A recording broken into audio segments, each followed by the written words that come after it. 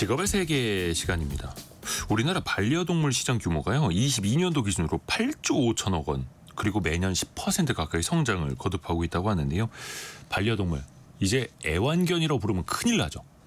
반려, 그러니까 거의 가족 같은 동물인데요. 그래서 관련된 시장도 커지고 있고 직업도 많아지고 있고요. 오늘은 반려견 지도사를 만나보겠습니다. 한경비즈니스 강홍민 기자가 함께합니다. 안녕하세요. 안녕하세요.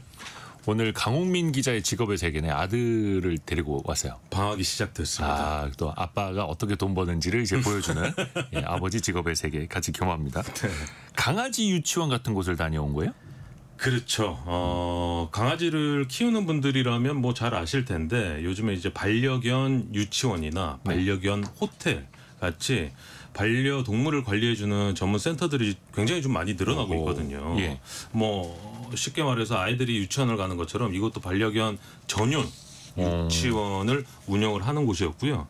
제가 방문한 곳은 이제 강남에 위치한 반려견 복합 케어 센터였는데 네. 이름이 굉장히 좀 전문성이 보이죠. 복합 케어 센터. 그렇죠. 이제 건물에 뭐 유치원이나 그 호텔뿐만 아니라 그루밍 센터도 운영이 되고 있어서 미용실 같은 거요. 그렇죠. 이제 뭐 애견 미용실. 뭐 잘라주고 네. 목욕도 시켜주고 뭐 이런 센터도 운영이 되고 있어서 여기에서는 이제 강아지들을 위한 전문 맞춤 서비스를 운영하고 있는 곳이었습니다. 야, 그래요. 그러면 거기서 일하시는 분들은 주로 어떤 역할을 하세요? 제가 만난 분이 이제 그 유치원에서 근무 중인 반려견 지도사였는데 이 센터에서는 크게 반려견을 관리하는 지도사들과 함께 고객 응대, 이제 보호자들을 응대하는 CS팀으로 이렇게 나눠져 있었어요. 크게는. 네. 그래서 이제 보통 반려견 지도사들이 한 명이 5마리에서 한 10마리 정도의 강아지를 동시에 케어를 하는데 처음 오는 강아지들 중에서는 이제 교육이 잘 안 돼 있거나 아니면 네네네. 낯선 공간이나 사람을 좀 싫어하는, 그리고 거부 반응을 보이는 뭐 이런 친구들이 좀 있다고 해요. 네. 그래서 이분들이 강아지와 친해지는 아이스 브레이킹부터 뭐 전반적인 교육을 과정별로 운영하는 시스템으로 갖춰져 있었고요. 이 유치원과 말씀드린 호텔이 있는데 이게 운영 시스템이 좀 달랐습니다. 그래서 유치원은 뭐 파트별로 좀 나눠지는데 호텔은 얘네들이 자고 가잖아요. 네. 숙박이네요. 당직 시스템이 좀 운영되고 있는 게 특이했습니다. 밤까지 직원이 그렇죠. 같이 있어줘야 하는. 혹시나 호텔에 뭐 손님 미연에 사고를 좀 오셨으니까. 방지하기 위해서. 참. 그러니까 이제는 어떻게 보면 가족을 맡긴다는 개념으로 여기에다 위탁을 하는 걸 수도 있겠어요. 1박 2일로. 그렇죠. 그러면 이제 그 느껴질 거 아닙니까? 손님이 어떤 마음으로 이 고객분을 모시고 왔는지. 현장에서도 체감을 한답니까? 이게 좀 예전과는 좀 달라진 부분이 있는데 몇 년 전까지만 해도 이제 반려견이 가족으로 흡수된 게 이제 얼마 안 돼서 행동 문제, 뭐 앉아 일어서 밥 먹어, 뭐 네. 배변 훈련 네. 이런 것들 때문에 교육 수요가 좀 많았는데 최근에는 강아지들의 건강이나 이 웰빙을 챙기려는 보호자들의 수요가 굉장히 좀 많이 늘어났다고 해요. 네. 그래서 이제 반려견이 먹는 것부터 뭘 먹어야 되는지, 그리고 반려견 마사지는 뭐 어떻게 해야 되는지, 마사지까지요? 이런 이제 건강 케어 서비스를 요청하는 분들이 굉장히 늘어났다고 합니다. 이야, 그래요. 고급 서비스도 많이 등장을 하고 있네요. 그러면 강아지를 예를 들어서 내가 어디 여행을 간다, 출근을 한다, 이른바 강아지 유치원에 딱 맡기면 하루를 어떻게 보내게 돼요? 거기서 강아지들을? 뭐 그 아이들과 비슷했는데 보통 이제 보호자가 출근할 때 이 유치원에 맡깁니다. 그러면은 이제 등원을 하죠. 강아지들이 등원을 하게 되면 이 지도사들이 바디 체크라는 걸 가장 먼저 한대요.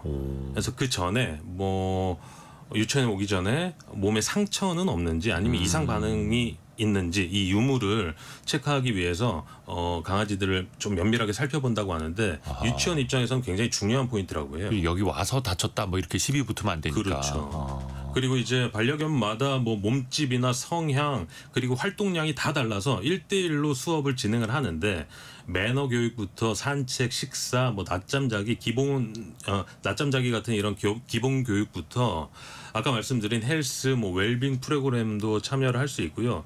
이제 유치원 일과가 끝나면 보호자에게 이 친구는 오늘 뭐 뭘 먹었고요, 친구들과 어떻게 놀았고요 하면서 이렇게 사진과 함께 일지를 보내주는 서비스를 하고 있다고. 보고까지 해줘야 되는 거예요? 이야, 대단하네요. 근데 좀 비쌀 것 같아요. 비용이 얼마나 듭니까? 그렇죠. 저도 이제 이 부분이 굉장히 궁금해서 여쭤봤는데 이게 지역에 따라 그리고 강아지 크기에 따라서 비용이 조금 달라졌고요. 제가 다녀온 곳은 말씀드린 것처럼 이제 강남에 위치한 곳이라는 걸 감안해 주시고 좀 들어주시면 좋겠는데 소형견 한 마리 기준으로 예. 1일 12시간 케어를 하는데 한 5만 원에서 6만 원 정도. 12시간 맡기는데 5, 6만 원 정도. 그렇죠. 어떻게 좀 비싸다고 느껴지십니까? 그럼 그 안에 미용 이런 게 포함되어 있는 거예요? 아니면 그냥 하루 맡아주는 것만이? 하루 맡아주는.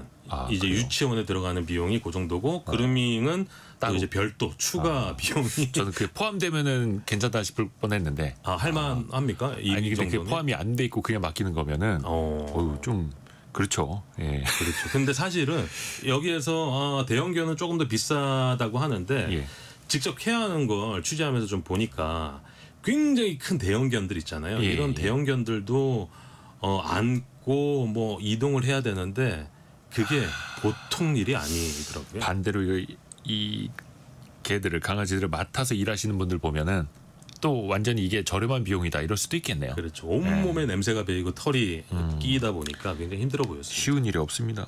근데 여기는 그냥 돈만 낸다고 해서 어떤 강아지든 다 입소할 수 있는 게 아니라면서요. 네, 그렇진 않았고요.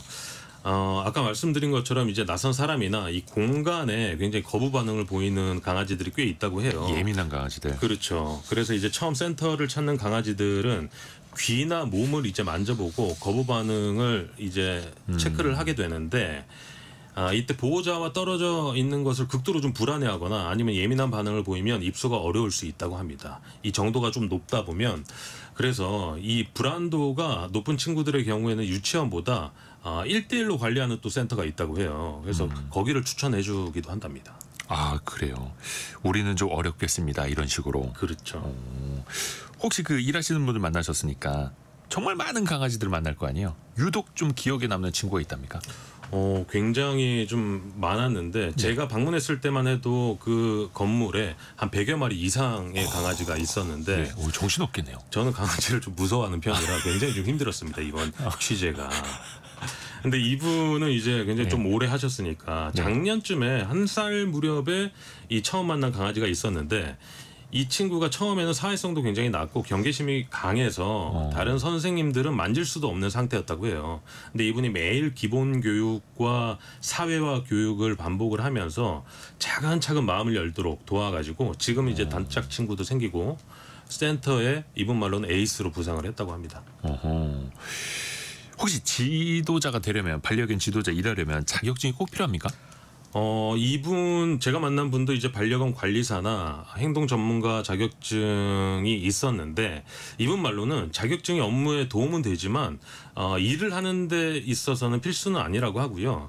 그보다 이제 현장 경험이 중요한데 이 현장 경험보다 중요한 게 바로 인내심이라고 해요. 네. 이유를 들어보니까 이 일이 생각보다 업무 강도가 굉장히 높았는데 그렇다 보니까 강아지를 좋아해서 이 일에 뛰어들었는데 얼마 못 버티고 떠나는 분들이 굉장히 많다고 합니다. 그래서 업계에서도 채용을 할 때 이 경력보다 인내심이 있는 분들을 굉장히 선호한다고 해요. 그러니까 저 정말 강아지 좋아해요, 사랑해요라고 했는데 그래도 막상 이거 일로 대하는 건 다른 거잖아요, 완전히. 그런 분들이 굉장히 많다고 합니다. 그래서 오래 못 버틸 수도 있는 거고. 근데 반려견을 키우는 인구는 계속해서 늘어나고 있고 시장은 커지니까 어떨까 이 직업의 전망은? 반려동물이 늘어나면서 이제 동물병원이나 아까 말씀드린 것처럼 이제 그와 관련된 산업들이 굉장히 커졌다고들 하는데 사실 이 전문 케어 센터는 아직은 좀 걸음마 단계로 보였고요. 반대로 전망을 보면 요즘 AI가 뭐 인간의 일자리를 대체한다고 하는데 이 반려견 지도사는 사람의 손길이 꼭 필요한 부분이라 기술 발전과는 크게 상관이 없는 직업으로 보였습니다. 그래요. 이 시장은 계속해서 커질 수 있고 좋습니다. 오늘 몰랐던 것도 많이 배웠고요. 8286님이 애견 유치원도 빈익빈 부익부가 극명하게 나타나네요. 또 이렇게 맞습니다. 글도 올려주셨고요.